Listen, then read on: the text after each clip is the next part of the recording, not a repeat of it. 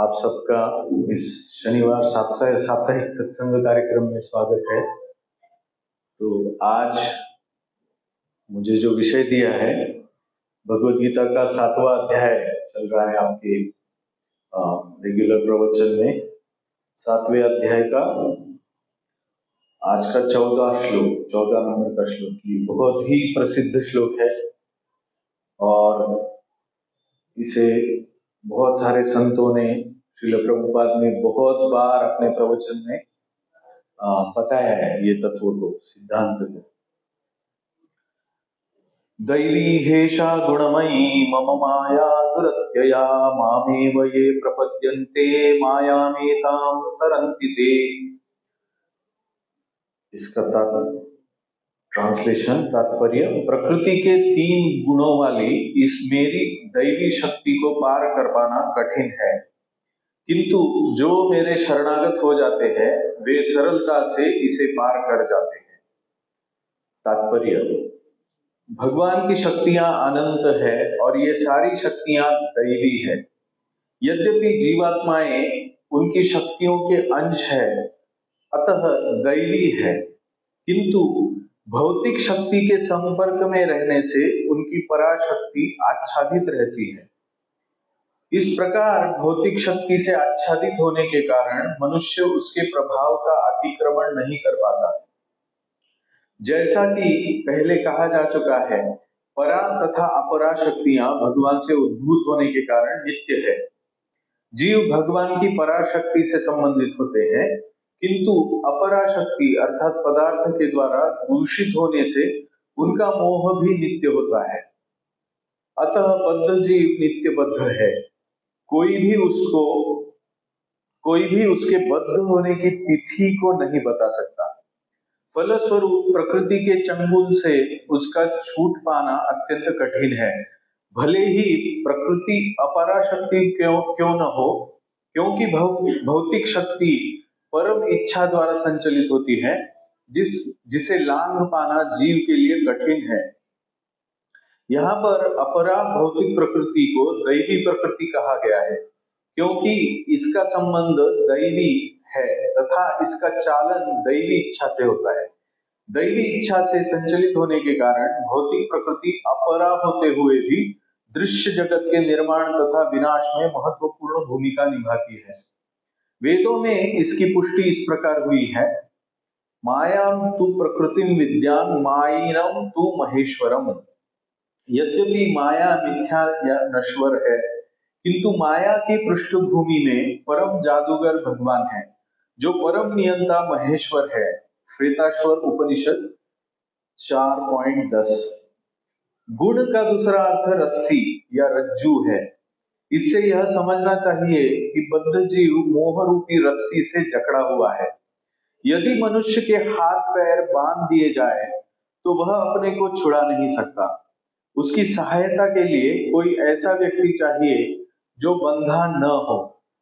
चूंकि एक बंधा हुआ व्यक्ति दूसरे बंधे व्यक्ति की सहायता नहीं कर सकता, अतः रक्षक को मुक्त होना चाहिए।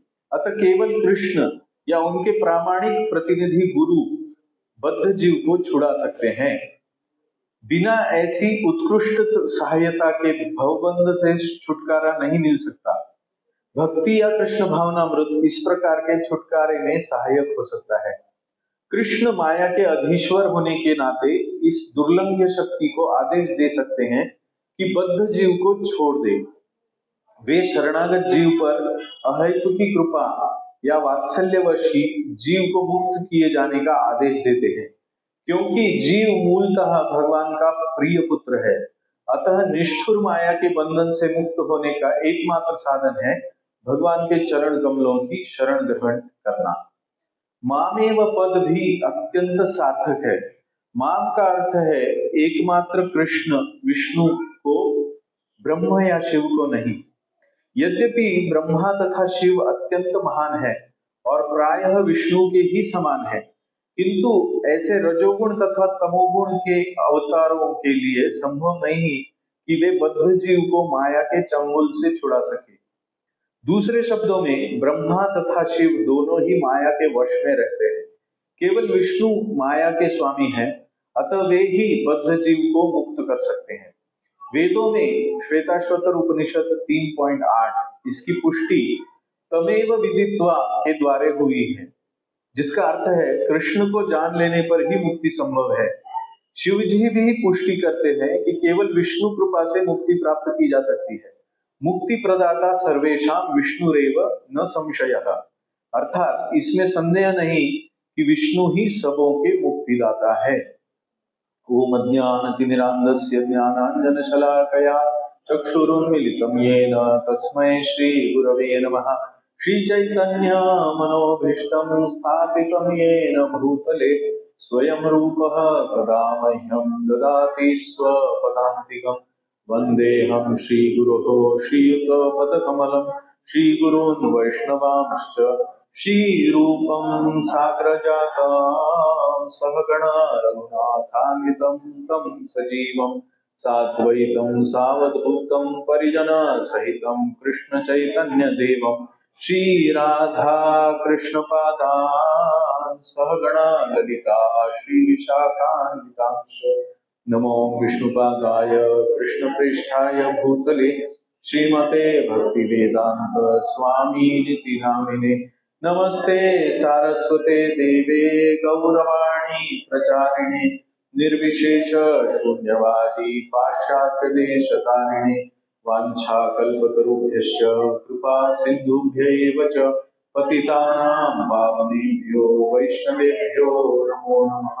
पंचतत्वात्मकं कृष्णं भक्तरूप स्वरूपकं भक्तावतारं भक्ताख्यं नमामि भक्तशक्तिकम्।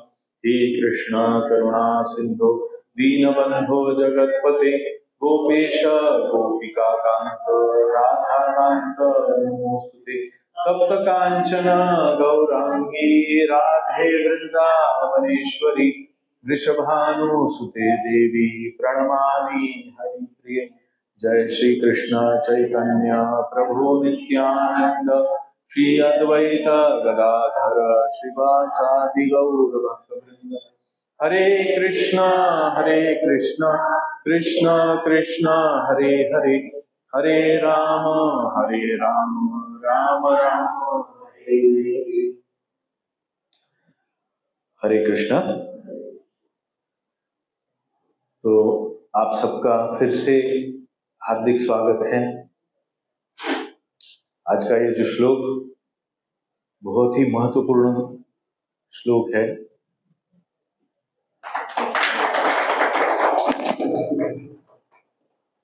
इसमें फिर से मैं इसका भाषांतर पढ़ता हूं। प्रकृति के 3 गुणों वाली इस मेरी दैवी शक्ति को पार कर पाना कठिन है, किंतु जो मेरे शरणागत हो जाते हैं वे सरलता से इसे पार करते हैं।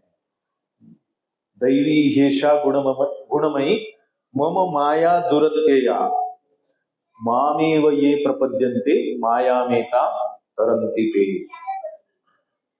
तो कोई तो बोल रहा है कि कठिन है, और वो कोई तो जो बोल रहा है वो साक्षात भगवान है। तो भगवान ने भगवत गीता में अगर ये कहा है कि कुछ कठिन है तो वो सही में कठिन है।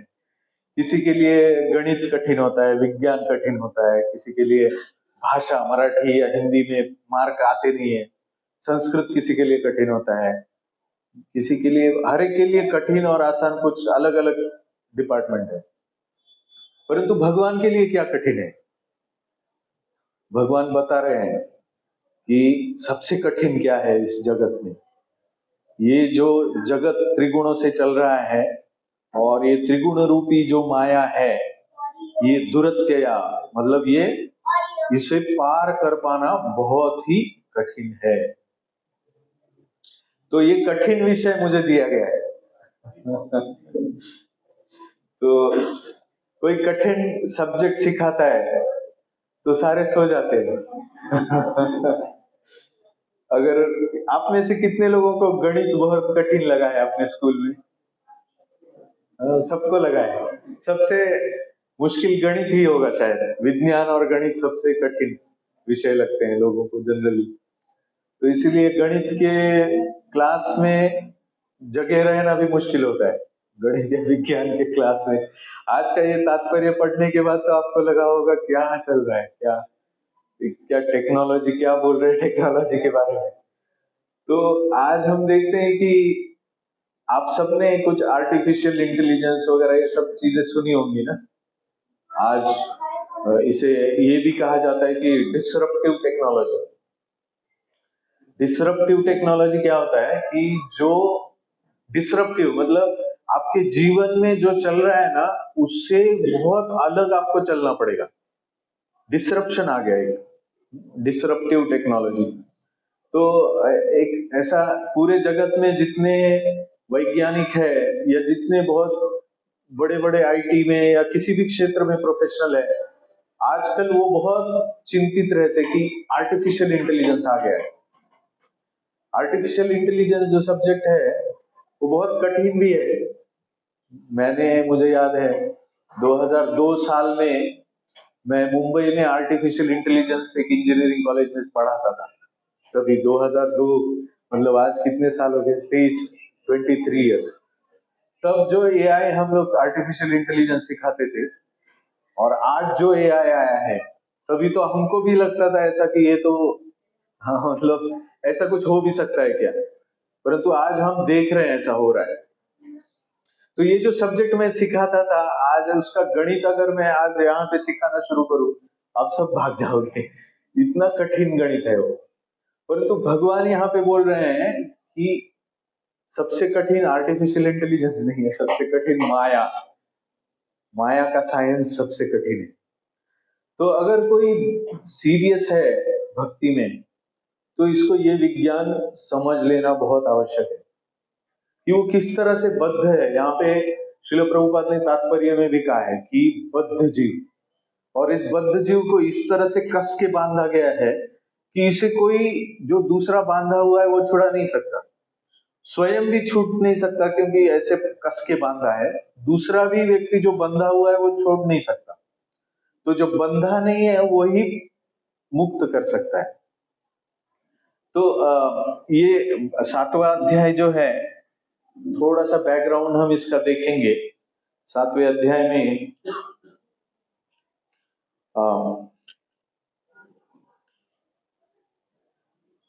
ज्ञान विज्ञान योग बोला है। मय्यासक्त मनाः पार्थ योगम युंजन मदाश्रय संशयम समग्रम माम यथा ज्ञास्यसि तच्छृणु। कि तुम मुझे पूर्ण रूप से कैसे जान पाओगे, यथा ज्ञास्यसि कैसे जान पाओगे, मुझ में मन आसक्त करके तुम मुझे जान सकते हो पूर्ण रूप से। तो अभी पूर्ण रूप से अगर भगवान को, परिपूर्ण रूप से भगवान को जानना है तो कहीं ना कहीं कुछ ना कुछ कठिनाई तो होगी, वो बता रहे भगवान। मुझे तुम पूर्ण रूप से जान सकते हो, मुझ में आसक्त होके पूर्ण रूप से मुझे जान सकते हो। हम भक्ति करते हैं मतलब क्या करते हैं, भगवान से आसक्त होना चाहते हैं ना। हम यहाँ क्यों आते हैं, भगवान से आसक्त होने के लिए। भक्ति का अर्थ ये है कि भक्त मतलब आसक्त। आसक्त व्यक्ति कैसा होता है, उसके आसक्ति की चीज अगर उससे छिन जाए तो वो रोना शुरू कर देता है। उसे विरह होता है, अपनी जिससे आसक्ति है वो अगर अपने पास नहीं है तो उसे विरह होता है। तो क्या हमें ऐसा होता है कि हम अगर भगवत गीता सुनने नहीं जाए तो हम बहुत विरह में दुखी हो गए, ऐसा होता है क्या? या फिर हमने कुछ, हमारा जप ठीक से नहीं हो रहा है तो हमें बहुत बहुत बुरा लग रहा है, ऐसा होता है क्या? नहीं होता है, मेरे साथ तो नहीं होता है।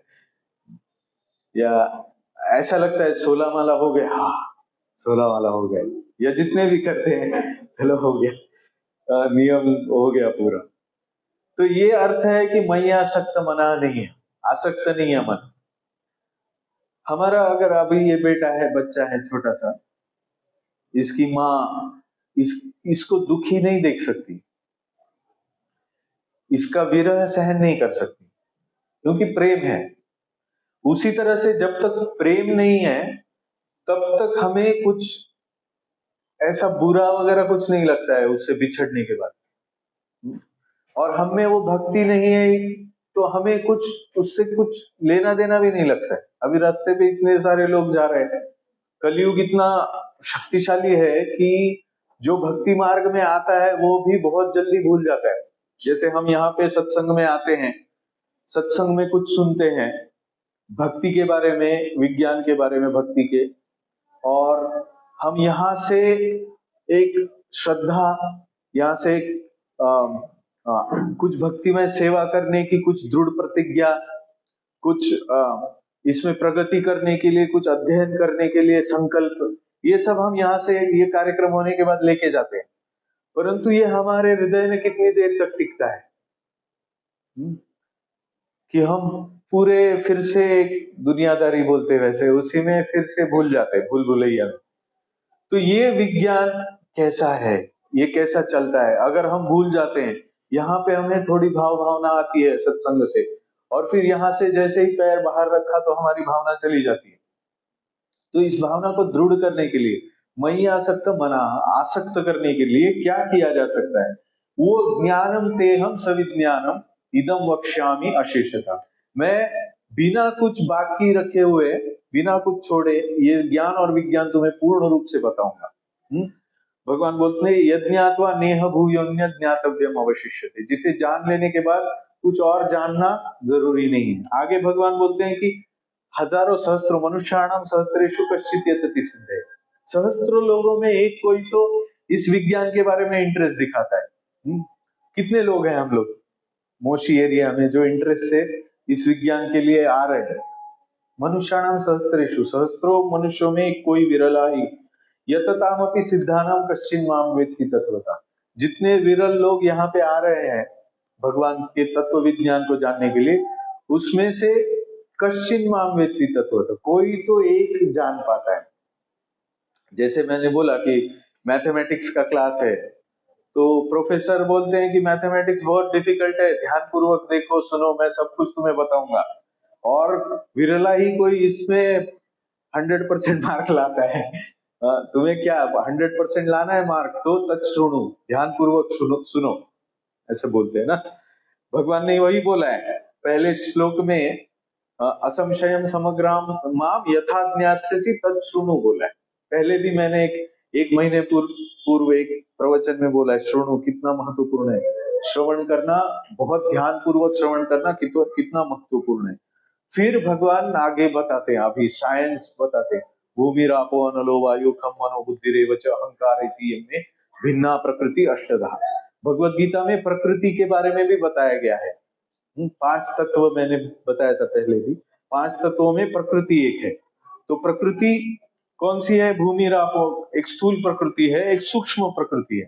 तो 8 जो है विभाग इस स्थूल और सूक्ष्म प्रकृति के, वो भगवान ने बताया। और बताया अपरेयम इतस्तु अन्या प्रकृतिम विद्धि में पराम जीवभूता महाबाहो ययेरम धार्यते जगत। इस जगत को धारण करने वाले हम सब जीव, जगत का मतलब ये शरीर भी है, हमारे लिए शरीर मतलब जगत है। क्यों? क्योंकि इस शरीर में आने के बाद ही हमें जगत का अनुभव हो रहा है। ये शरीर छूटने के बाद हमें इस जगत का अनुभव नहीं होगा, इसलिए इस शरीर को भी जगत कहा जाता है। तो ययेनम धार्यते जगत, ये जीवभूता महाबाहो ययेनम धार्यते जगत, इस जगत को धारण करने वाले हम हैं। ये जगत को धारण हम करते हैं क्या? भगवान बोल रहे हैं हम करते हैं। हमने सुना है कि शेष, अनंत शेष धारण करते हैं अपने फन के ऊपर इस पूरे ब्रह्मांड को, पर यहाँ पे भगवान बोल रहे हैं ययेनम धार्यते जगत, जीवभूता, जीव बोला है, परमात्मा ईश्वर नहीं बोला है, जीव धारण करता है बोला है। तो इस जगत को धारण किसने करके रखा है? हमने करके रखा है। ये जगत का अस्तित्व क्यों है? क्योंकि हमने इसको धारण किया है। ये थोड़ा सा हम डीपली देखेंगे। अपरेयम, परंतु ये अपरा प्रकृति है। तो आज के भी तात्पर्य में श्रील प्रभुपाद ने बोला है कि अपरा प्रकृति, परा प्रकृति, इसके बारे में बोला है। हालांकि जीव परा प्रकृति से है, परंतु फिर भी वो अपरा प्रकृति में बद्ध हो जाता है। कैसे बद्ध होता है? माया से, त्रिगुणमयी माया से। तो एतद् योनीनि भूतानि सर्वाणि त्युपधारय अहम कृत्स्नस्य जगतः प्रभव प्रलय तथा। भगवान बोलते हैं कि इसका प्रभाव और प्रलय मेरे से उद्भूत हुआ है, भगवान से उद्भूत हुआ है। मत्तः परतरम नान्यत् किंचिदस्ति धनंजय मयि सर्वम इदं प्रोतम सूत्रे मणिगणा इव। जैसे ये पिछली बार मैंने ये उदाहरण दिया था, ये हार जो है जैसे बना है, इसमें ये सूत्र नहीं दिख रहा है, धागा नहीं दिख रहा है, वैसे ही भगवान दिख नहीं रहे, इसीलिए ये विषय और भी कठिन हो जाता है। भगवान दिख नहीं रहे और उनसे प्रेम करना है, तो इसीलिए ये विषय और भी कठिन है कि ये माया की वजह से हमें भगवान दिख नहीं पाते। माया का आवरण जो है, इस वजह से हम भगवान का दर्शन नहीं कर पाते। तो इसलिए भगवान जिस चीज से हम भगवान का दर्शन कर पाते हैं, इनका अनुभव हमें देने के लिए कुछ श्लोकों में आगे बताते हैं। रसो हम अपसु कौन्तेय प्रभास्मि शशि सूर्य, मतलब मैं पानी का जो स्वाद है वो मैं हूं, शशि सूर्य मतलब सूर्य और चंद्रमा का प्रकाश मैं हूं। तो इस तरह से पुण्यो गंध पृथिव्याम जीवनम सर्वभूतेषु बुद्धिर्बुद्धिमताम अस्मि, ऐसी उपमाएं देके भगवान बोलते हैं कि तुम मुझे कहाँ देख सकते हो। अगर कोई बुद्धिमान व्यक्ति है तो हम उसकी बुद्धि भगवान से है, इसीलिए भगवान को उसमें देख सकते हैं। कोई तेजस्वी तेजस्वी नाम हम, बहुत तेजस्वी व्यक्ति है तो उसका तेज भगवान की तेज की वजह से। सूर्य की उष्मा ऊर्जा, प्रकाशिका और दाहिका शक्ति, प्रकाश देने वाली शक्ति, दाहिका मतलब दहन करने वाली शक्ति, ये दोनों शक्तियां भगवान की वजह से है। तो जब हम सूर्य की शक्ति का दर्शन कर सकते हैं, चंद्रमा की शीतलता का दर्शन कर सकते हैं, तो हमें भगवान का दर्शन इस तरह से मिलता है। तो भगवान सिखा रहे हैं बलम बलवताम चाहूं, बलशाली व्यक्ति का बल मैं हूं। आगे भगवान बोल रहे हैं ये चैव सात्विका भावा राजसास तामसाश्रये मत्त एवेति तान विद्धि न त्वहम तेषु ते मयि। तो आज के श्लोक में हमने देखा मम माया दुरत्या दैवी ही ऐशा गुणमयी। गुणमयी क्या है, पहले जो भगवान ने बताया, ये चैव सात्विका भावा राजसः तामसाश्रये, ये 3 प्रकार के भाव है या गुण है। तो हम जो भाव धारण करते हैं वो भाव क्या है, माया का भाव, ये त्रिगुणमयी भाव है। और हमें कौन सा भाव धारण करना है, भक्ति का भाव, कृष्ण भावना अमृत, कृष्ण भावना भावित होना है, भावित। तो कृष्ण भावना भावित होने के लिए हमें जो त्रिगुणमयी भाव है उससे बाहर निकलना पड़ेगा, और वो कठिन है। भगवान बोल रहे हैं वो इतना आसान नहीं है। हम वैसे तो भगवान के बारे में कथा सुनते हैं, लीला सुनते हैं, भगवान का दर्शन विग्रह रूप में करते हैं, भगवान का नाम साधना रूप में हम ग्रहण करना चाहते हैं, करने के लिए हम प्रयत्नशील रहते हैं। परंतु अगर हम इस तत्व को नहीं समझेंगे, इस भाव को नहीं समझेंगे, तो बहुत कठिन है। अगर हम इनफैक्ट श्रीमद् भागवत ग्रंथ में अलग अलग भाव में भक्ति होती है, इसके बारे में वर्णन किया है। तमोगुण में भक्ति कैसे होती है, रजोगुण में भक्ति कैसे होती है, सत्वगुण में भक्ति कैसे होती है। तो ये जानना बहुत महत्वपूर्ण है कि ये गुण राजस तामस और सात्विक सत्व रज तम, ये भाव कहीं हमें दिख रहा है क्या, उस भाव को हमें एक त्याज्य वस्तु करके त्यागना है। तो ये भाव किस रूप में होता है, ये मम माया दुरत्यया, ये किस तरह से दुरत्यया है, ये क्यों कठिन है। अगर हम कठिन है समझेंगे तो हम ध्यान देंगे, अगर हम नहीं समझेंगे कठिन है तो हम ध्यान नहीं देंगे। अगर हमें किसी सब्जेक्ट में पास होना है तो हमें ध्यानपूर्वक वो सब्जेक्ट सुनना पड़ता है, सीखना पड़ता है। अगर हम उसे ध्यान पूर्वक नहीं सीखेंगे तो कठिन सब्जेक्ट हमसे पार नहीं होगा। तो इसीलिए ये जो भगवान बोल रहे हैं ये 7वें अध्याय में, ये कठिन सब्जेक्ट हम समझने के लिए हमें ये पूरी तरह से ये मम माया दुरत्य ये क्या है, ये त्रिगुण क्या है, ये हमारे हृदय में कैसे रहते हैं, इसके बारे में थोड़ा सा सीरियसली अध्ययन करना चाहिए। मैंने देखा है बहुत सारे भक्त बाह्य रूप से साधना करते हुए इन कठिन सब्जेक्ट्स को ठीक से ना समझने के कारण बहुत गलतियां करते हैं और फिर वो भक्ति में प्रगति नहीं कर पाते।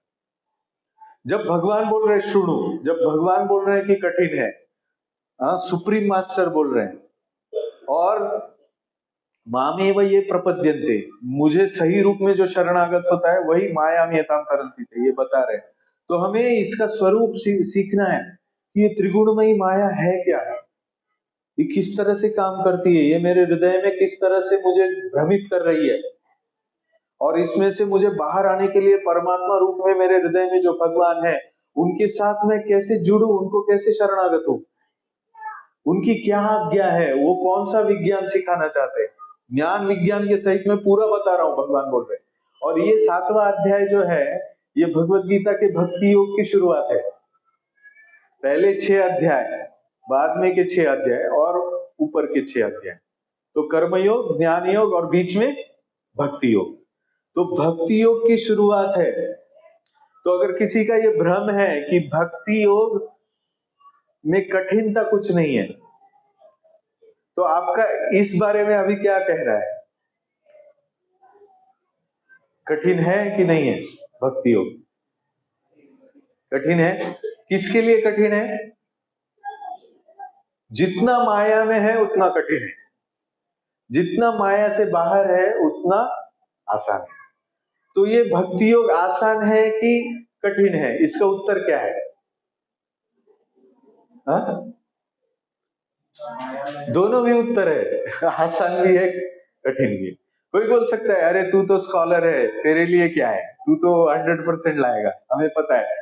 स्कूल में होता है ना, हम सब स्कूल कॉलेज में अपने क्लास में इंटेलिजेंट बंदा होता है, कोई व्यक्ति इंटेलिजेंट विद्यार्थी, बुद्धिमान विद्यार्थी, हम बोलते हैं हाँ तेरे लिए कुछ कठिन नहीं है। तो गणित कठिन है क्या, ये प्रश्न का उत्तर वो क्या देगा? बिल्कुल कठिन नहीं है। तो जो सिद्ध है, जो शुद्ध है, उनके लिए कठिन नहीं है।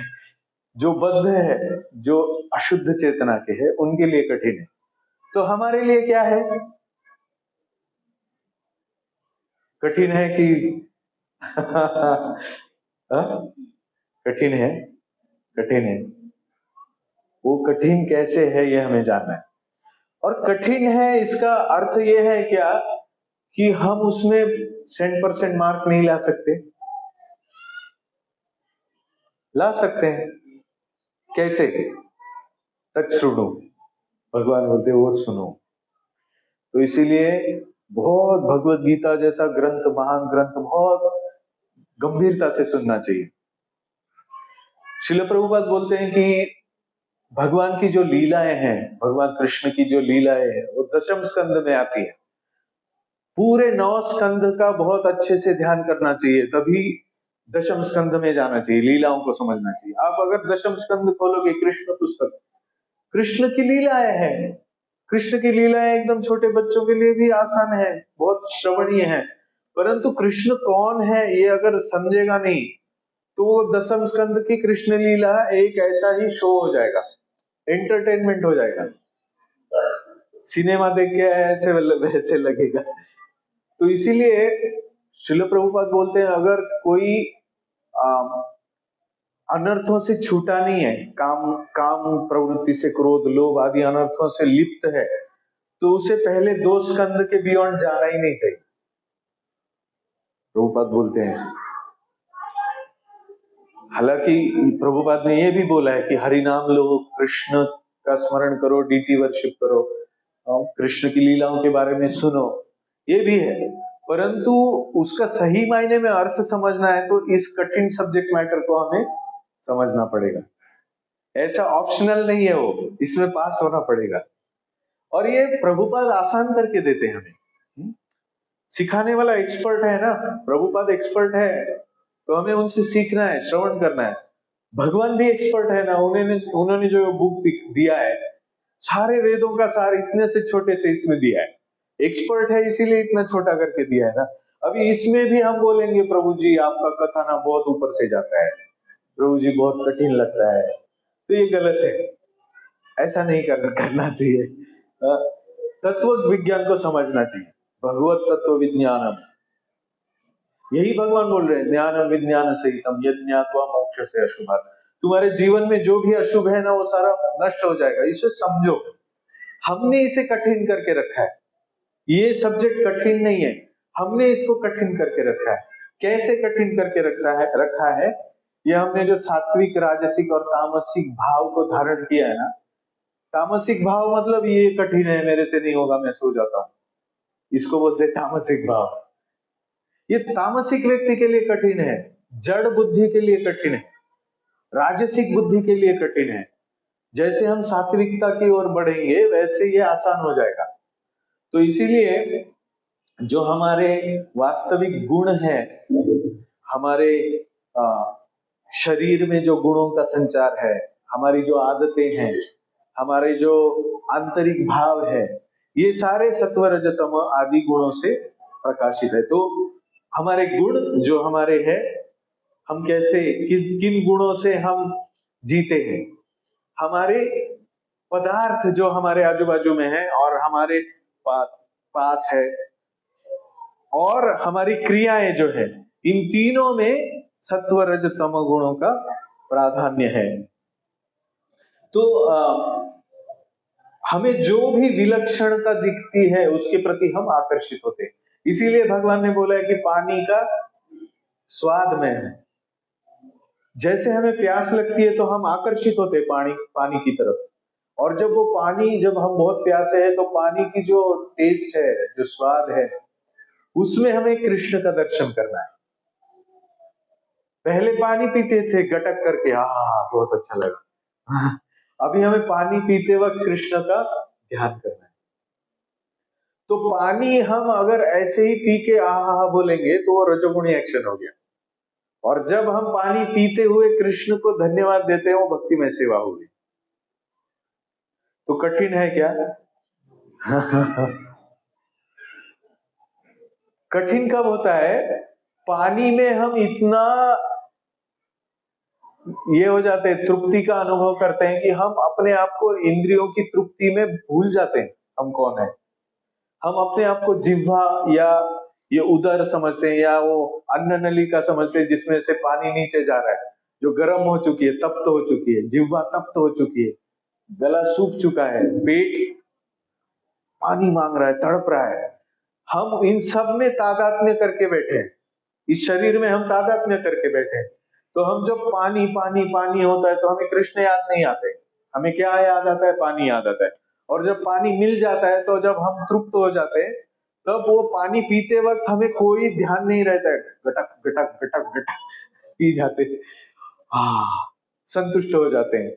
फिर कृष्ण को तो याद तो नहीं किया, और कृष्ण को भूलने के लिए और एक कारण मिल गया, तृप्त हो गया, अभी कृष्ण से क्या वास्ता है। तो इस तरह से हम अपने त्रिगुणों से बद्ध होकर कृष्ण को भूल जाते हैं, और कृष्ण को याद करना हमें कठिन होने लगता है। तो हमें भगवान दृष्टि देना चाहते हैं, भगवान की तरफ दृष्टि जानी चाहिए, भावों की तरफ नहीं। सत्वगुण, रजोगुण, तमोगुण भले ही भगवान से आ रहे हैं, हमें उनमें सारी चीजों में, सारी क्रियाओं में भगवान का दर्शन करना है। उस वस्तु, व्यक्ति, क्रिया का दर्शन नहीं करना है, भगवान का दर्शन करना है, उसमें ये सीखना है हमें। ये कृष्ण भावना है। ये सारे जो है सत्व रजतम, ये सारे भगवत स्वरूप है, भगवान से प्रकट हुए हैं। मम माया बोल रहे हैं ना भगवान, दैवी ऐसा गुण मई मम माया दुरत्यया, मेरी माया है जो बहुत मुश्किल है उसके पार जाना, त्रिगुणमयी है, गुणमयी है। तो सत्व रज गुण जो है, तमोगुण जो है, उसका उद्गम कहां से हुआ है? मम, मुझसे, भगवान बोल रहे हैं मुझसे हुआ है। तो जब हम सत्व गुण, रजोगुण, तमोगुण की अभिव्यक्तियों का, भावों का, पदार्थों का, क्रियाओं का दर्शन करते हैं, तो हमें उनको भगवत स्वरूप देखना चाहिए। पानी को हमें भगवत स्वरूप देखना चाहिए। इसीलिए विराट रूप के बारे में कहा जाता है कि जो नदियां हैं जो हमें शुद्ध पानी देती है, वो भगवान की नस नाड़ियां हैं। तो हम जब नदी का दर्शन करते हैं तो हम क्या देखते हैं? भगवान को देखते हैं, क्योंकि नदी भगवत स्वरूप है। गंगा माता भगवत स्वरूप है, यमुना माता भगवत स्वरूप है, कृष्ण स्वरूप है। तो हम जब इन पवित्र पावन नदियों का दर्शन करते हैं तो किनका दर्शन करते हैं? भगवान का दर्शन करते हैं, नदी का नहीं करते। अभी सामान्य रूप से अगर हमें बहुत धूप, अभी दोपहर में धूप होती है, कोई बहुत ठंडा ऐसा पानी का स्रोत दिखे, सरोवर दिखे, तो अपने आंखों को कैसे लगता है? तृप्त लगता है। हम अभी ऐसे स्रोत की तरफ पिकनिक मनाने के लिए जाते हैं, बहुत हरे भरे पेड़ों में जाते हैं पिकनिक मनाने के लिए, पानी के स्रोत के वहां जाते हैं, पानी में जाके नहाते हैं। जिस लॉज में स्विमिंग टैंक होगा वहां पे जाके हम बुक करने की कोशिश करते हैं अपना हॉलिडे रिसोर्ट। तो इससे हम क्या करते हैं? हम भगवत स्वरूप नहीं देखते हैं, हम रिसोर्ट देखते हैं, पानी का टैंक देखते हैं, उसमें त्वचा को मिलने वाला सुख अनुभव करते हैं। तो ये जो है, इसमें हमें भगवत स्वरूप देखने की आदत करनी है। जहां पे कुछ करने या न करने की बात है, वहां पे विधि और निषेध लागू होते। अभी ये वस्तु है, ये क्रिया है, ये पदार्थ है, इनके साथ आदान प्रदान करते वक्त कुछ क्रियाएं हैं, करनी पड़ती हैं। तो जब कुछ करने की बात आती है तो विधि और निषेध से हमें करना है। परंतु जब हमें मानने और जानने की बात आती है तो हमें कृष्ण भावना में स्थित होना है। क्लिष्ट है पर ठीक से समझिए, क्योंकि इसमें कृष्ण भावना प्राप्त करने का सीक्रेट है। क्या बोला मैंने? कुछ जानना या कुछ मानना, ये दो चीजें होती है ना। तो हम जहां पे भी कुछ अपने इंद्रियों को तृप्त करने वाले, संतुष्ट करने वाले पदार्थ को देखते हैं, तो वहां पे हमें उस पदार्थ को कैसे हैंडल करना है, इसके लिए विधि निषेध है भगवान ने दिए हुए। जैसे कुछ खाने के लिए डिश है आपके सामने, होटल या कहीं पे, तो वो डिश आपके सामने आती है, तो वो डिश सपोज मांसाहारी है, तो मांसाहारी चीज का जो स्वाद है, जो किसी को महसूस हो रहा है, वो स्वाद कहां से है?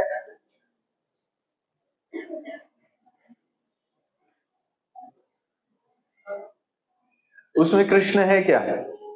नहीं है। भगवान ने तो बोला सत्व रज तमो मेरी अभिव्यक्ति है, मुझसे ही प्रकट हुई। तमोगुण की अभिव्यक्ति है वो, क्योंकि भगवान बोलते हैं तमोगुणी आहार है।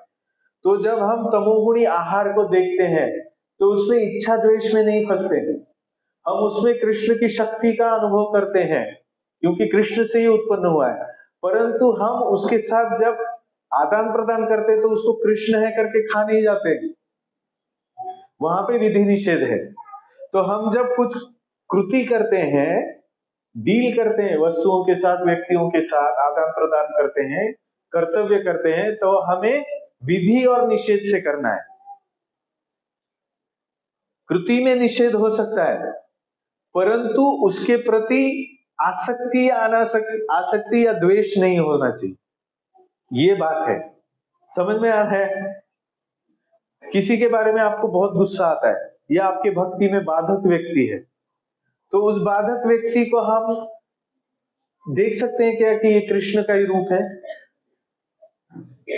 यस, कृष्ण की ही अभिव्यक्ति है, इसलिए हम उसके प्रति द्वेष नहीं करेंगे, उसमें कृष्ण को मानेंगे, कृष्ण को जानेंगे, परंतु उसके साथ आदान प्रदान करते वक्त जो विधि निषेध है उस तरह से करेंगे।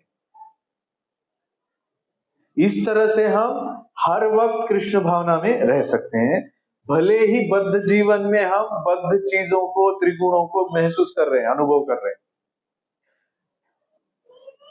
तो इसीलिए हमें जहां पे मानने की बात आती है वहां पे परमात्मा को मानना है, जहां पे जानने की बात आती है वहां पे सत्व रज तमो गुण की अभिव्यक्ति को जानना है।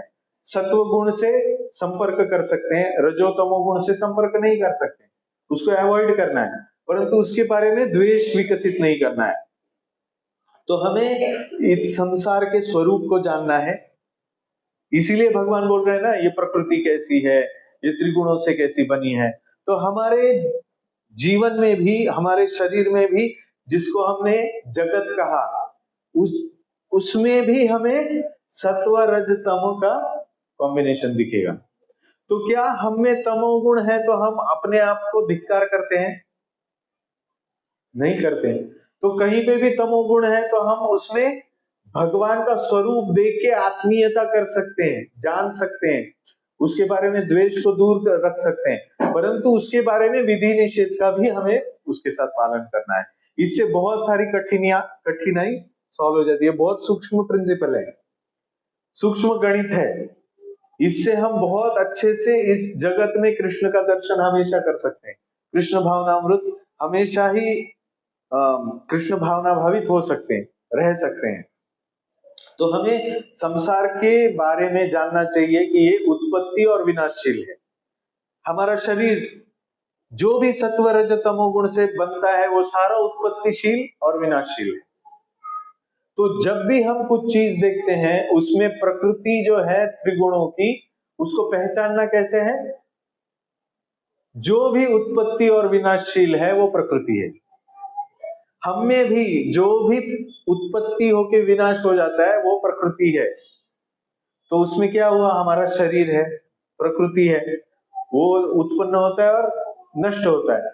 हमारी इच्छाएं हैं, उत्पन्न होती है, नष्ट होती है। तो हमें कृष्ण को महत्व देना है कि भौतिक इच्छा को महत्व देना है? कृष्ण को महत्व देना है। तो इस तरह से हम प्रकृति में विचरण करते करते भी भगवान के बारे में आसक्त होना शुरू कर सकते हैं, आसक्त हो सकते हैं। तो हमें प्रकृति के त्रिगुणों को जानकर उनसे अपना संबंध विच्छेद करना है कि मैं ये नहीं हूं, मैं ये इच्छा मेरे मन में जो आ रही है वो मैं नहीं हूं। ये काम की इच्छा, क्रोध की इच्छा, लोभ की इच्छा, इनसे मुझे कुछ नाता नहीं है। मेरा संबंध किनसे है? कृष्ण से। इस जगत में मेरे बारे में जो भी गलत हो रहा है उसकी जो अभिव्यक्ति मेरे सामने है वो सत्व रज तमोगुण से किसी से भी बनी हो, वो जो है वो कृष्ण का रूप है। उनसे मुझे द्वेष नहीं करना है, वो कृष्ण के रूप में है, इसीलिए मुझे उस परिस्थिति को अपने जीवन में एक्सेप्ट करना है, कृष्ण की ही कृपा है करके। तो ये अगर अनुकूलता है तो भी कृष्ण की कृपा है, प्रतिकूलता है तो भी कृष्ण की कृपा है, क्योंकि अनुकूलता और प्रतिकूलता प्रकृति है, कृष्ण नहीं है, प्रकृति है। प्रकृति कृष्ण के ऊपर ही स्थित है और कृष्ण के हाथों में है उसका कंट्रोल। तो अगर कृष्ण चाहे तो मुझे अनुकूल परिस्थिति में डालेंगे, चाहे तो मुझे प्रतिकूल परिस्थिति में डालेंगे, उनके हाथ में है। तो इस शक्ति को हमें ना तो अपनाना है ना तो उसका द्वेष करना है, हमें कृष्ण को अपनाना है। तो इसीलिए इस तरह से जानकर हमें अपनी कामना, ममता, आसक्ति, इनको धारण नहीं करना है, इसका महत्व कम करना है। ये हम जब जानेंगे तो हमें किसे महत्व देना है और किसे महत्व नहीं देना है अपने हृदय में, इसके बारे में विज्ञान प्रकट होने लगता है। तो हमें ये कठिन क्यों लग रहा है? क्योंकि हमने किसी कठिन चीज को अपनी ममता दे दी है जो कृष्ण के विपरीत है, इसीलिए कठिन जा रहा है। नहीं तो ये कठिन है क्या? नहीं। तो कठिनाई को हम ढूंढ पा रहे हैं, कहां पे कठिनाई है? जो हमारे हृदय में सत्व रज तमो गुण की अभिव्यक्तियां अलग अलग रूप में अनुकूल प्रतिकूल आसक्तियां, काम, क्रोध, लोभ आदि उत्पन्न कर रही है, उनके साथ हमारा अभिनिवेश मतलब उसमें उतर जाना, उसको ही स्वयं समझ लेना। पता नहीं आप, मैं बोल रहा हूं कुछ कुछ समझ आ रहा है कि बहुत ज्यादा मुश्किल हो रहा है? कुछ रहेगा तो आप प्रश्न पूछिए मुझे। भगवान बोल रहे हैं कि जैसे मैं उदाहरण देता हूं एक, इससे थोड़ा क्लियर हो जाएगा कि वैसे देखा जाए तो कोई भी वृक्ष जो होता है वो वृक्ष जो है वो बीज से उत्पन्न होता है। तो वृक्ष में शाखाएं, पत्ते, फूल आदि सब कुछ होता है वृक्ष की, परंतु वृक्ष की शाखाएं, पत्ते आदि में हम बीज को खोजेंगे तो उनमें बीज मिलेगा क्या? हमें टहनी है बड़ी पेड़ की, उसमें बीज ढूंढेगा तो मिलेगा क्या? नहीं मिलेगा। परंतु वो टहनी बीज से उत्पन्न हुई है। वैसे ही सब कुछ भगवान से उत्पन्न हुआ है, पर हमें उसमें भगवान नहीं दिखेंगे। ये बहुत गड़बड़ हो जाती है। लोग बोलते हैं हर तरफ भगवान है, पर क्या हम देख सकते हैं वैसे भगवान को? इसीलिए मैयावेश्य मनो ये माम, भगवान बोल रहे हैं कि मुझ में कैसे मन को आसक्त करना है, मुझे कैसे प्राप्त करना है। वो बीज है भगवान, हम बीज प्रदः पिता, भगवान बोल रहे हैं। तो बीज है, परंतु तत्व रूप से विद्यमान है, बीज रूप में विद्यमान नहीं है। बीज तत्व रूप में, बीज से ही आया है, इसीलिए तत्व रूप में विद्यमान है। तो इसीलिए जैसे आकाश में बादल भी आते हैं, अभी आजकल बादल नहीं दिखते, परंतु वर्षा में मेघ आते हैं। तो वो मेघ जो है वो आकाश में दिखते हैं, परंतु वो आकाश के साथ मिक्स नहीं होते। वो आते हैं चले जाते हैं, परंतु आकाश हमेशा ही स्थित रहता है, किसी भी काल में स्थित रहता है। तो वैसे ही भगवान आकाश के जैसे है, और इसमें जो बादल है वो प्रकृति के जैसा है। वो उत्पन्न होता है, नष्ट होता है, और उस प्रकृति में हमारे शरीर भी है, हमारे सारे सत्व रज तमो गुण की इच्छाएं, भाव, काम, क्रोध, लोभ, मोह, मद, मत्सर आदि सब कुछ उत्पन्न और विनाश के चक्र में फंसा हुआ है। तो इसमें हमें ध्यान आकाश की तरफ देना है, बादल की तरफ नहीं देना है, मेघों की तरफ नहीं देना है, बाह्य प्रकृति की तरफ नहीं देना है, झगड़ों में नहीं पड़ना है, कॉन्ट्राडिक्शन कॉन्फ्लिक्ट में नहीं पड़ना है, काम, क्रोध, लोभ, मोह, मद, मत्सर में नहीं पड़ना है, क्योंकि ये आ रहे हैं और जा रहे हैं। उनके साथ अपना अस्तित्व हमें आइडेंटिफाई भी नहीं करना है। उसी को बोलते अहमता, अहम। प्रभु जी मैं बहुत ही क्रोधी व्यक्ति हूं, मुझे बहुत क्रोध आता है। इसका मतलब क्या? अपने आप को वो बादल समझ रहे। हमें क्रोध नहीं आ सकता है, हम जीव है, हम आत्मा है, हम विशुद्ध है, हम भगवान के अंश है, हम में कोई अनर्थ नहीं है। मूल रूप में हमने प्रकृति के साथ अपने आप को जोड़ दिया है, इसीलिए कठिन हो रहा है। मैं बहुत क्रोधी हूं, प्रकृति में क्रोध होता है, क्रोध की शक्ति प्रकृति की है। उस क्रोध को कंट्रोल कौन करता है? मैं नहीं कर सकता, भगवान करते हैं कंट्रोल। तो जब मैं बोलूंगा कि प्रभु जी मैं बहुत क्रोध वाला आदमी हूं, क्या करूं, कंट्रोल नहीं होता है मेरे से, तो कंट्रोल नहीं होता है मेरे से क्योंकि आप भगवान नहीं हो, इसीलिए कंट्रोल नहीं होता है। हम बद्ध जीव है, इसीलिए कंट्रोल नहीं होता है। परंतु मुझे क्यों ऐसा सोचना है कि मैं ये क्रोधित होने वाला शरीर हूं या मन हूं? मैं ये क्रोधाविष्ट होने वाला, अनर्थों से युक्त होने वाला ये मन नहीं हूं। मैं भगवान का सेवक हूं, मुझे क्रोध के ऊपर ध्यान नहीं देना है, मुझे कृष्ण के ऊपर ध्यान देना है। हरे कृष्ण बोल के मुझे वो मेरे क्रोध से हट जाना है दूसरी तरफ। तो फिर वो आसान हो जाता है, बहुत आसान है कि नहीं? परंतु जब हम भूल भुलैया में फंस जाते हैं, मिस आइडेंटिफिकेशन, वही माया है। वो माया जो है ना, हम अपने आप को कृष्ण का सेवक छोड़ के जो भी बोलते हैं वो माया है। अभी थोड़ा उदाहरण के बाद थोड़ा आसान हो रहा है, ठीक है? तो हमें प्रकृति के साथ संबंध जोड़ना नहीं है। जो हमने मान लिया है, जिसको अपना मान लिया है, जिसमें हम लीन हो रहे हैं, वो हमें छोड़ देना है। ये सब भगवत शक्ति है, ये शक्ति है उनकी, वो देख ले, वो जान ले, उससे हमें कुछ लेना देना नहीं है। तो इसीलिए हमें ये श्रद्धा होनी चाहिए और उसके साथ विवेक भी होना चाहिए। भक्ति में विवेक और श्रद्धा दोनों चाहिए। विवेक किस बात का? सत्य और असत्य के बीच में भेद करना, कृष्ण और माया के बीच में भेद करना, इसे विवेक बोलते हैं। और श्रद्धा क्या? कि कृष्ण के ऊपर मैं ध्यान करूंगा तो अपने आप ये विवेक आते जाएगा, ये ज्ञान मिलते जाएगा।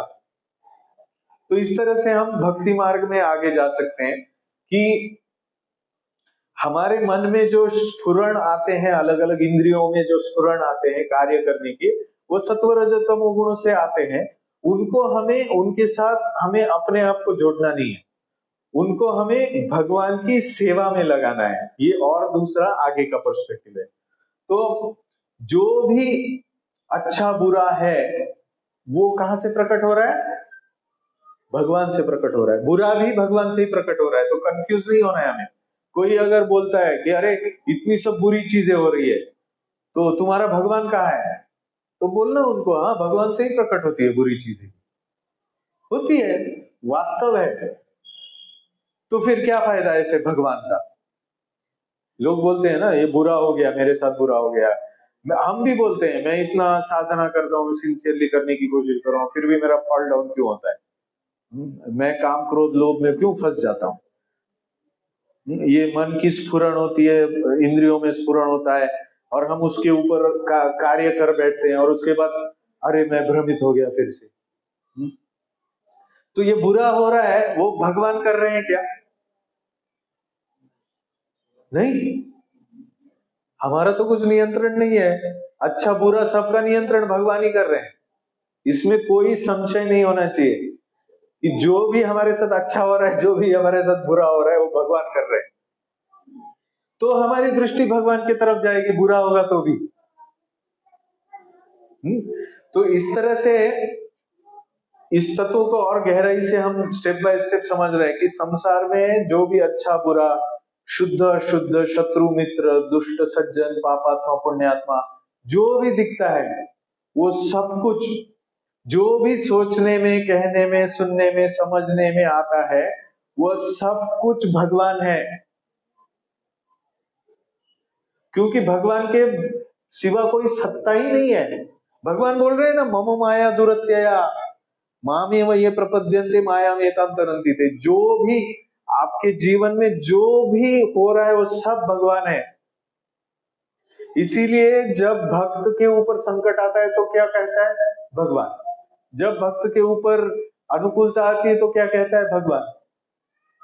तो हम अगर अनुकूलता के लिए भगवान के पास जाएंगे तो हम प्रतिकूलता में भगवान के पास नहीं जाएंगे। हम प्रतिकूलता में भगवान का ध्यान करेंगे, अनुकूलता प्राप्त करेंगे और भगवान को भूल जाएंगे, क्योंकि हमने द्वंद्व को महत्व दिया है, हमने भगवान को महत्व नहीं दिया है। भगवान को हम जब देखते हैं सब चीजों में, अच्छी बुरी चीजों में भगवान ही है। इसीलिए भक्तों के लिए ऐसा बोलते हैं कि कोई पुण्य और पाप कर्म का संचय वास्तविक उनके जीवन में नहीं रहता है। जो भी होता है वो भगवान ने प्लान किया हुआ होता है। भक्ति से, ऐसी शुद्ध भक्ति से, अनन्य भक्ति से भक्त के जीवन में जो भी होता है वो सारा उसके पुण्य और पापों की वजह से नहीं होता, भगवान की वजह से होता है। समझना मुश्किल है, गुरु के चरणों का आश्रय लेके इसे समझा जा सकता है। इसीलिए प्रभुपाद बोल रहे हैं कि ये बद्ध जीव जो है ना, वो बद्धता से ऐसे ही निकल नहीं सकता है। जब घनघोर प्रतिकूलता और दुख आते हैं तब उसमें व्यक्ति द्वंद्व रहित रहने के लिए उसे गुरु की कृपा चाहिए, भगवान की कृपा चाहिए। मामेव ये प्रपद्यन्ते मायामेतां तरन्ति थे, भगवान बोल रहे। ये कहने सुनने की बात नहीं है, ये अनुभव की बात है, ये कृपा करुणा प्राप्त करने की बात है। ये अपने हृदय में एक वास्तविक ऐसी शुद्ध इच्छा धारण करने की बात है। उस शुद्ध इच्छा को देख के भगवान हमें गुरु और अपने आप को प्रदान करते हैं। तो इसीलिए उनका ये जो तत्व सिद्धांत है ये बहुत महत्वपूर्ण है। तो सब कुछ भगवान है, तो फिर हमारा फॉल डाउन भी भगवान है क्या? हमारा काम क्रोध भी भगवान है क्या? है। इसमें हम क्या कर रहे हैं? अपना हम एक स्वार्थ रख रहे हैं, हम कुछ प्राप्त करने की इच्छा रख रहे हैं। इन प्राप्त करने की इच्छाओं को, इन क्रियाओं को सत्व रज तमो गुण कहा गया है।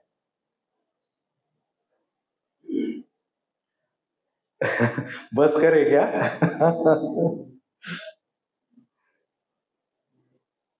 ये सब चीजें हैं, बुरी भी चीजें, अच्छी भी चीजें हैं। बुरी भी चीजें भगवान से ही प्रकट हो रही है, बुरे चीजों को करने की शक्ति भी भगवान से प्रकट हो रही है।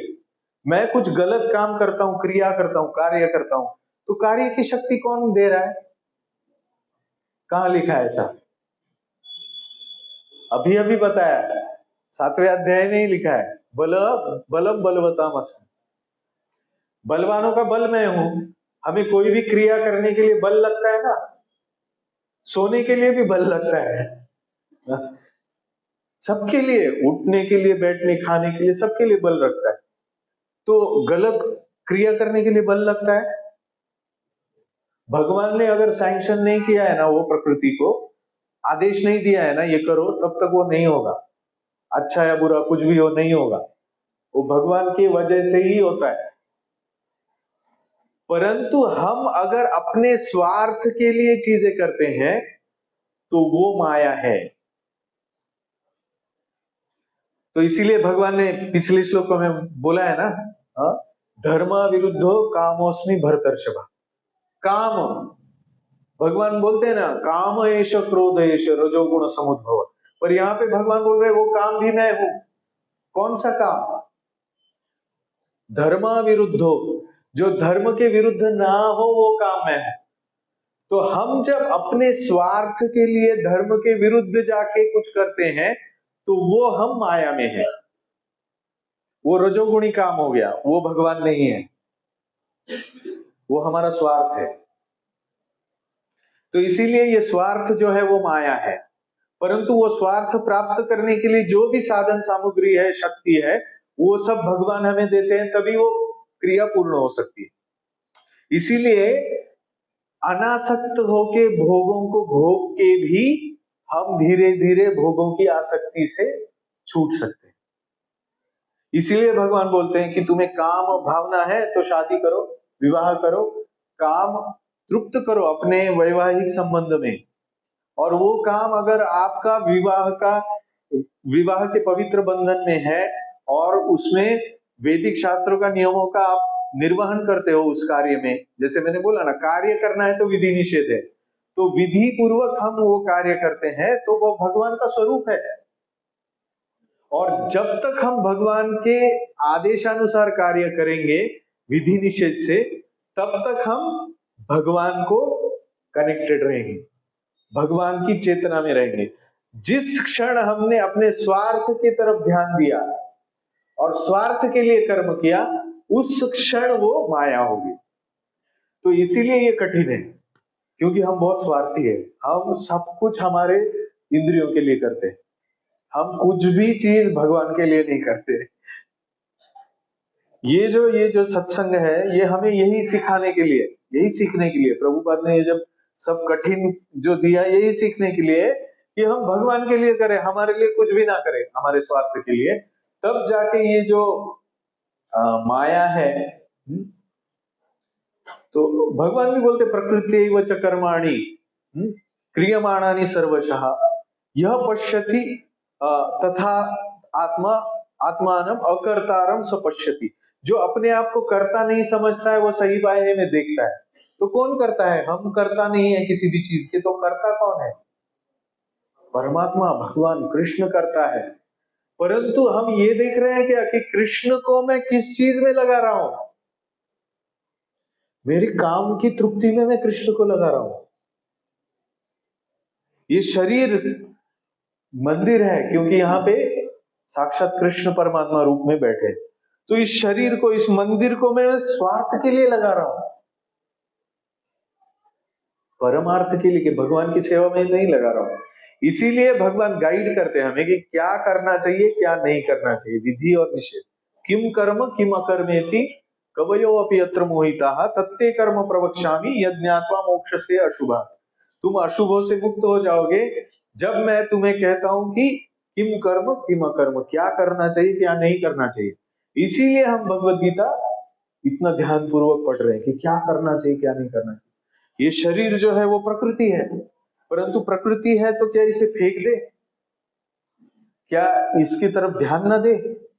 क्या इससे विरक्त हो जाए? नहीं, भगवान बोलते हैं ये मम माया, ये माया भी हो तो भी मेरी माया है, ये शरीर भी मेरा है। और इस शरीर को तुम स्वार्थ के लिए लेके जाते हो कि मेरे लिए लेके जाते हो? इससे आप माया में हो कि सेवा में हो, कृष्ण भावना में हो, ये समझेगा। तो इसीलिए हमें स्वार्थ नहीं रखना है। गुणों में फंस जाते हैं तो हम भजन नहीं कर पाते हैं, इसीलिए हमें गुणों से बाहर आना है। तो ये जो सगुण साकार भगवान का रूप है यहाँ पे, ये त्रिगुणों से बना है।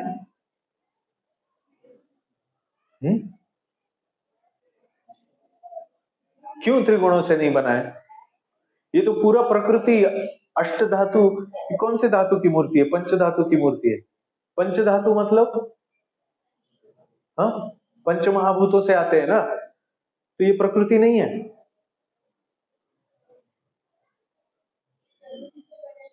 हाँ, क्यों? ऐसा होता है ना कि कुछ मुगल लोगों ने यहाँ के मंदिर तोड़े, मूर्तियां तोड़ी, तो मूर्ति तो खड़ी की खड़ी रह गई, टूट गई। भगवान के अपने आप का रक्षण नहीं कर पाते, वो भगवान कहाँ है? वो तो मूर्ति है।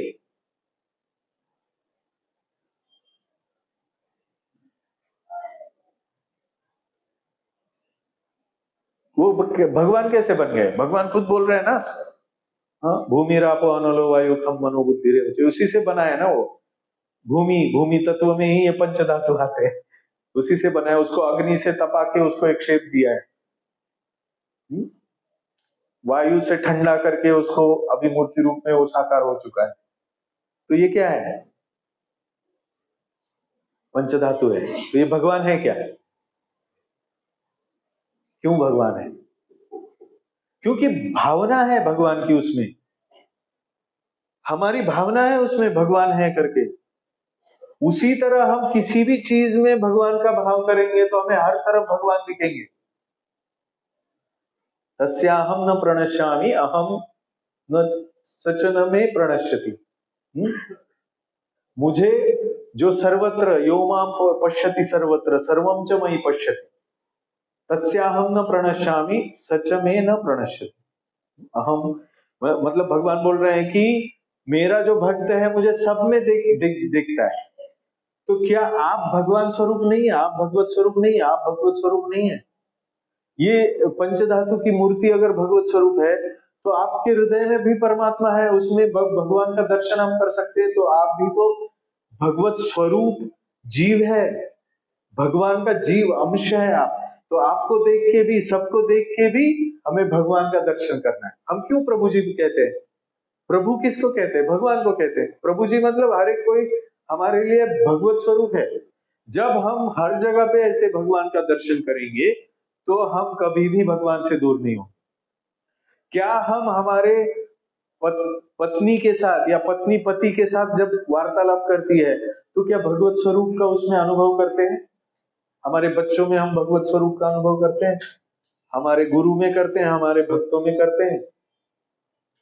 तो इसीलिए भगवान सिखा रहे हैं पानी में भी भगवत स्वरूप है और बल में भी भगवत स्वरूप है। ये जो हार गुथा हुआ है इसके सुगंध में भी भगवत स्वरूप है। तो ऐसे धीरे धीरे भगवत स्वरूप हमें देखना है। इसका अर्थ ये नहीं है कि हम और भगवान एक है। नहीं तो भगवान ऐसे नहीं कहते कि मम माया दुरत्या मामे वो ये प्रपद्यन्ते। कोई तो प्रपद्यन्ते होना चाहिए, कोई तो माया का अधिपति है। तो माया का अधिपति उस प्रपद्यन्ते को मुक्त कर रहा है। तो इसका अर्थ जीव भी है और भगवान भी है, दोनों भी गुणात्मक दृष्टि से एक है परंतु परिमाणात्मक दृष्टि से भिन्न है। तो इसीलिए जो परिमाणात्मक दृष्टि से हम छोटे भगवान हैं वो हमारे शाश्वत भगवान के चरणों में हमें समर्पित होना है हमेशा। प्रभुपाद बोलते हैं एक है ईश्वर और दूसरा है परमेश्वर। हम इस शरीर के ईश्वर है परंतु सारे शरीरों का ईश्वर जो है महापरमेश्वर है, अणु और विभु। तो इस तरह से हमें इस भाव को प्राप्त करना है। तो हम जब कुछ भी देखते हैं, वस्तु, व्यक्ति, परिस्थिति, कुछ भी है, वो हमें जैसे एक खेती करने वाला एक ये जो है क्या बोलते हैं फार्मर, एक किसान जो है, किसान खेती करता है तो अगर उसने गेहूं का, ज्वारी, बाजरी का कुछ खेत में बोया है तो उसका पूरा ध्यान कहाँ पे होता है? किस क्या आना चाहिए उसमें से, फसल में से क्या प्राप्त करना है उसे? पत्ते या वो जो पेड़ आ रहा है या वो टहनी आ रही है या बेला आ रही है, वो है, या मूल आते हैं वो अनाज। उसी तरह से हमारे जीवन में जो भी व्यक्ति, वस्तु, प्रकृति, सत्वगुण, रजोगुण, तमोगुण जो भी है, वो सबके साथ हमें क्या प्राप्त होना चाहिए? भगवान। तो हम खेत में जैसे खेती एक किसान कर रहा है खेती, उसका पूरा ध्यान फसल की तरफ इसीलिए है कि अल्टीमेटली उसको धान मिलने वाला है। उसी तरह हमारी जो भी क्रिया है सत्व रज तमो गुण की, या जो भी वस्तु, व्यक्ति, पदार्थ है, सब कुछ का अल्टीमेट हमारे जीवन में उपयोग क्या है? भगवत प्राप्ति। तो हम इस एंगल से अपना जीवन जिएंगे कि मेरा सब कुछ जो कर रहा हूं ना, सत्व तमो रजो जो भी है, वो सब भगवत प्राप्ति के लिए, तब हम भगवान को प्राप्त कर पाएंगे। तो इसमें क्या हुआ कि हमारे हृदय में जो स्वार्थ है वो जल के खाक हो जाएगा। हम प्रभुपाद को पूछा था, आज ही मैंने 7.14 यही श्लोक का प्रभुपाद का प्रवचन सुन रहा था। ऑस्ट्रेलिया में प्रभुपाद बोल रहे हैं, किसी ने पूछा कि ये जो है बहुनाम जन्म नामन्ते बोल रहे हैं, अब कितने जन्म लगेंगे? तो प्रभुपाद बोलते 1 सेकंड लगेगा, वो आपके ऊपर है, 1 सेकंड लगेगा भगवान को प्राप्त करने के लिए। पूरी तरह से हमारे जीवन में हमने अपने स्वार्थ को बाजू में रख दिया और हम जो भी करते हैं वो भगवान के लिए करते हैं, तो 1 सेकंड में हम कृष्ण भक्त हो गए, परिपूर्ण माया के बाहर के कृष्ण भक्त हो गए। परंतु ये जो स्वार्थ है ना, वो हमारा बहुत कॉम्प्लिकेटेड है। वो स्वार्थ को हम भी नहीं पहचान सकते, इसलिए भगवान बोल रहे हैं मम माया दुरत्या है। इसीलिए प्रभुपाद बोल रहे हैं कि गुरु की शरण में आने के सिवाय जो मुक्त है वो नहीं। मैं डिक्लेयर कर दूंगा मैं मुक्त हो गया माया से, मैं स्वार्थी नहीं हूं, मैं बोल दूंगा मैं स्वार्थी नहीं हूं, और मुझे ऐसे लगेगा भी मैं स्वार्थी नहीं हूं, परंतु उसका निर्णय जो है वो परमात्मा करेंगे, उसका निर्णय जो है गुरु करेंगे कि मैं स्वार्थी हूं कि नहीं। इसीलिए हमें गुरु के शरण में हमेशा रहना है, गुरु के मार्गदर्शन में हमें रहना है। गुरु हमें बताएंगे, परमहंस है वो निष्णात है, शब्दे परे च निष्णातम, उनको पता है माया कहाँ है, स्वार्थ कहाँ है और भगवान कहाँ है। हम अपने माया में इतने बद्ध है और इतने जीवन जन्म जन्मांतर से हम इस अवस्था में है कि हम नहीं पहचान कर पाएंगे कि माया कहाँ है, स्वार्थ कहाँ है और भगवान कहाँ है। हम विशुद्ध रूप से भगवान को शरणागत है क्या, हमारी अनन्य शरणागति है क्या, इसका निर्णय कौन करेगा? गुरु करेंगे, भगवान करेंगे। इसीलिए हमें गुरु से इन सब चीजों को जानना है। तो हमें इन तीनों गुणों से अलग होके ही इस संसार को जानना है। जिस तरह से यथा सर्वगतम सौक्ष्म्यात् आकाशम नोपलिप्यते, सर्वत्रावस्थितो देहे तथात्मा नोपलिप्यते, भगवान बोल रहे हैं 13वें अध्याय। जिस तरह से सर्वत्र आकाश विद्यमान है, आकाश जो तत्व है, क्या यहाँ पे आकाश तत्व है कि नहीं? आकाश तत्व है। मराठीमध्ये पोकळी म्हणतो आपण, ही सगळी पोकळी आहे, आपल्यामध्ये पोकळी है ना एक, क्या वो पानी का बॉटल है, उसमें पानी है और बाकी का क्या है? हवा या आकाश है। हवा भी वैक्यूम टाइट में तो हवा भी नहीं रहती है, आकाश तत्व है। तो जैसे ये सूक्ष्म आकाश तत्व अंदर बाहर सब तरफ है, फिर भी वो आकाश किसी से लिप्त नहीं होता। उसी तरह इस संसार में हम सत्व रज तमो गुण में की अभिव्यक्तियों में बंधे हुए होके भी हमें उससे लिप्त नहीं होना है, निर्लिप्त रहना है। हमें क्या जानना है? मैं ये काम नहीं हूं, मैं ये शरीर नहीं है, ये मैं मन नहीं हूं, ये मैं बुद्धि नहीं हूं, ये शरीर नहीं हूं, स्थूल सूक्ष्म दोनों शरीर मैं नहीं हूं। इसमें की जो सत्व रज तमो गुणों की भावनाएं आ रही है जा रही है वो मैं नहीं हूं। मैं कौन हूं? इनसे परे स्थित निर्लिप्त होने वाला निर्विकार आत्मा, जो भगवान का सेवक। ये जब हम हमेशा ही हमारे जीवन में ऐसी चेतना धारण करेंगे तो हम आराम से निर्लिप्त होकर इस शरीर को त्याग करके भगवत धाम जा पाएंगे। जब तक हम लिप्त है तब तक हम इस शरीर से छूट नहीं सकते। माया से छूट नहीं सकते। बद्ध जो बोला है ना, माया से बंधा हुआ है जो जीव, ये बद्धता क्या है? निर्लिप्तता का अभाव, हम लिप्त हो जाते हैं। भगवान उल्टा बोलते हैं, नमे कर्माणु लिप्पन्ति नमे कर्म फलेषु, मैं किसी कर्म से लिप्त नहीं होता। उसी प्रकार जब जीव भी किसी कर्म से, गुण से लिप्त नहीं होता, जैसे काम भावना जागृत होने के लिए आपके आजू बाजू में सत्व रज तमो गुण का सब प्रकट है, परंतु आप काम भावना से लिप्त नहीं होते, क्योंकि आप जानते हो कि आपका इन सत्व रज तमो गुणों से कोई संबंध नहीं है, शरीर के इंद्रियों से कोई संबंध नहीं है, हमारा संबंध है भगवान से। तो इस काम की तृप्ति के लिए मैं किसी के साथ संबंध जोड़ूं तो मैं स्वार्थी हो गया, मैं निर्लिप्त नहीं रह सकता। तो इस तरह से हमें भगवत गीता सिखाती है, अंतवंत इमे देहा नित्यस्योक्ता शरीरिणा, ये शरीर, ये काम, ये सब कुछ अंत होने वाला है, आज है कल नहीं रहेगा। क्या हम भगवत गीता सुनते वक्त हमें काम की पीड़ा महसूस होती है, क्रोध की पीड़ा महसूस होती है? क्योंकि हम निर्लिप्त बन चुके हैं अभी इस अवस्था में।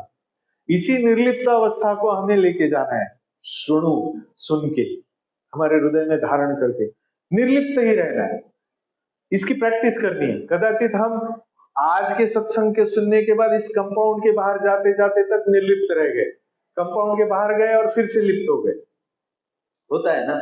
तो धीरे धीरे हमें 1 महीने 2 महीने के सत्संग के बाद घर तक पहुंचते पहुंचते निर्लिप्त रह सकते हैं। सोते ध्यान करते हुए सत्संग के दिन निर्लिप्त हो गए, प्रैक्टिस हो गया। अभी ऐसे ही मैंने दूसरे दिन उठ के देखा कि मैं कल जो सुना था उसके बारे में मैं कर रहा हूं क्या, निर्लिप्त हूं क्या, भगवान के बारे में ही सोच रहा हूं क्या, इन सब के बारे में भूल रहा हूं क्या।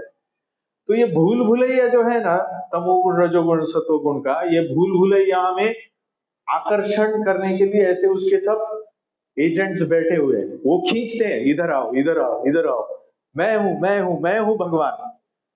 कृष्ण भगवान नहीं, मैं भगवान हूं। हमारा मन कहता है मैं भगवान हूं, ईश्वर भाव, हम में ईश्वर भाव होता है, मैं ही भगवान हूं, अहम ममेति, मैं ही सब कुछ हूं, मेरे लिए सब कुछ है, ये सृष्टि मेरे लिए ही चल रही है। इसीलिए हम निर्लिप्त नहीं रह पाते कंटिन्यू, क्योंकि हमें प्रपोजल मिलता है, चलो भाई आओ एंजॉय करो, निर्लिप्त वगैरह छोड़ दो क्या रखा है कृष्ण भावना में। तो फिर तब जब ये टेस्ट होने लगता है, निर्लिप्तता, भगवान की कृष्ण भावना टेस्ट होता है, तो क्या होता है, भगवान अलग अलग अलग अलग अलग प्रलोभन अपने सामने लाते हैं। कभी अनुकूलता लाके टेस्ट करते हैं, कभी प्रतिकूलता लाके। क्या हम अनुकूलता में खींच जाते हैं, भूल जाते हैं क्या? प्रतिकूलता में हम भूल जाते हैं भगवान को। अरे प्रभु जी अभी ना मेरा करियर चल रहा है, अभी मुझे माला करने के लिए मत बोलो प्रभु जी अभी ये टेंशन का काम है, ये मेरा जॉब गया, अभी जॉब ढूंढ रहा हूं, अभी कृष्ण के बारे में सोचने के लिए टाइम नहीं। ये टेस्ट है, अभी ये संकट है, वो संकट है, या अभी मेरा रिसेप्शन चल रहा है, मैरिज हुआ है, अभी कृष्ण कृष्ण छोड़ दो, अभी मुझे एंजॉय करने दो कुछ दिन।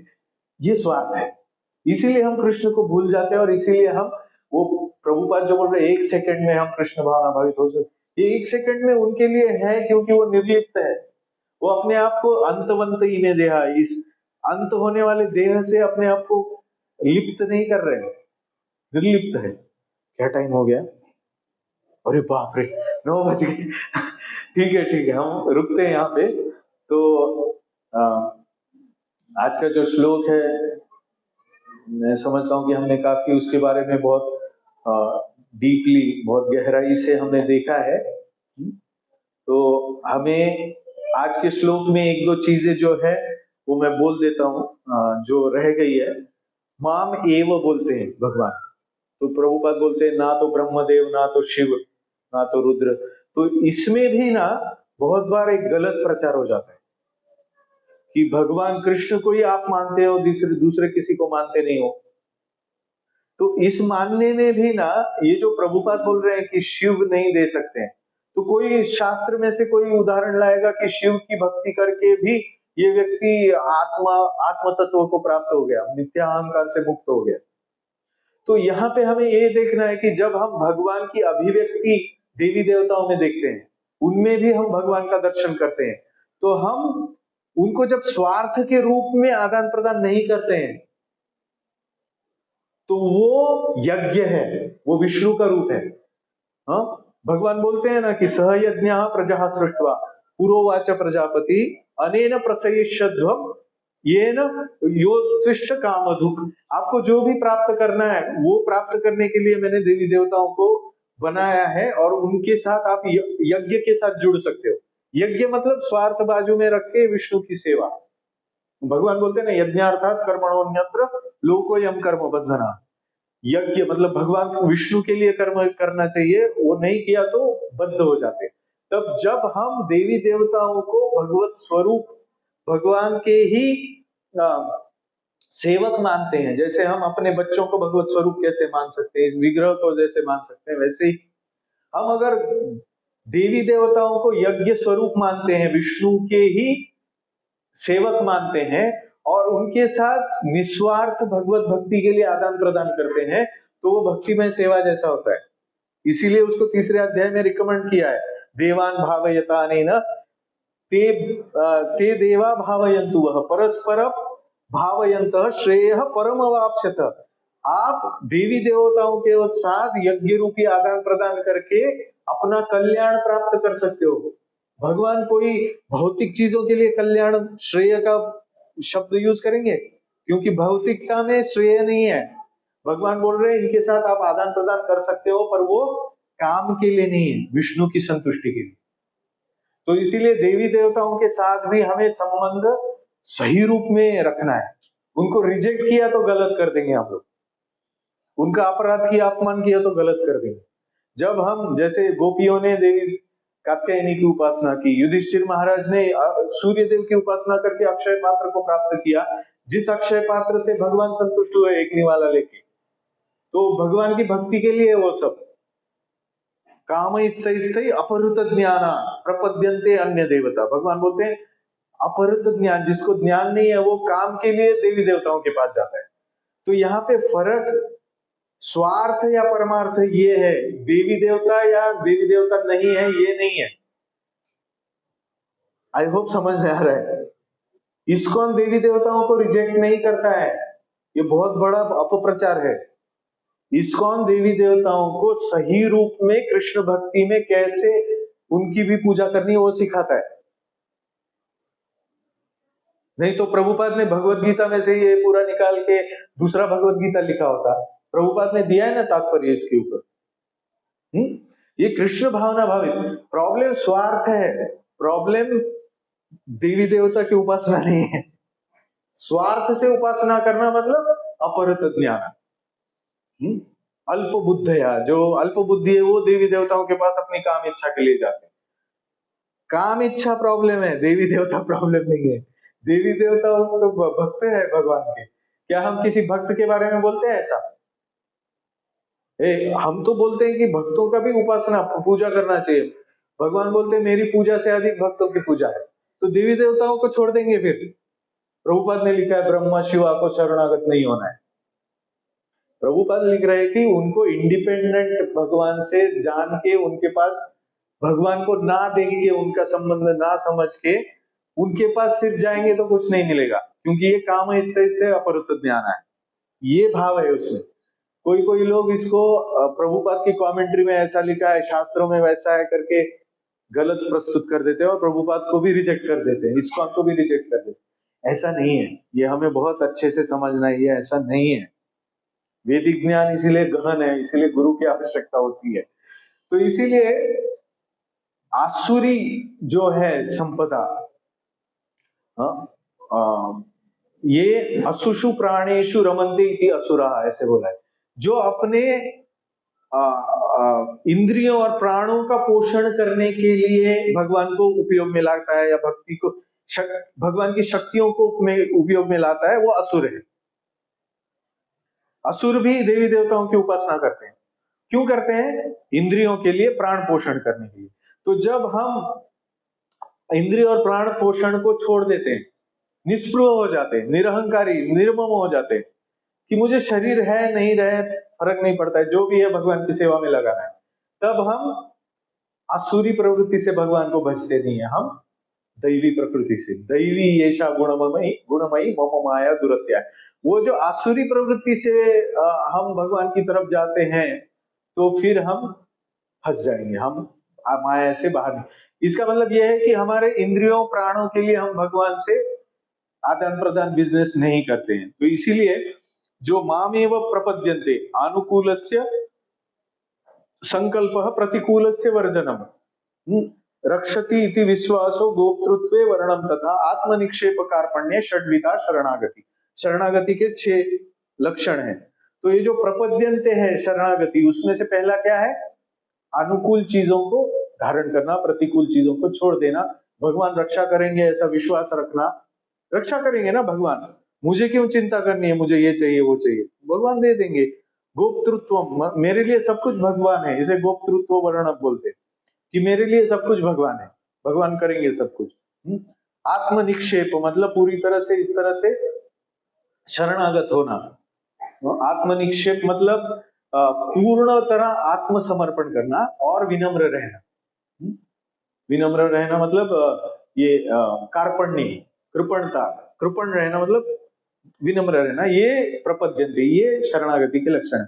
तो इस तरह से हम भगवत भक्ति को, कृष्ण भावना को प्राप्त कर सकते हैं। और ये आसान तरीका है, सिंपल है, ये बहुत सिंपल है, पर हम जितने स्वार्थी होंगे उतना हमारे लिए कॉम्प्लिकेटेड होगा। हरे कृष्ण। श्रील प्रभुपाद की जय।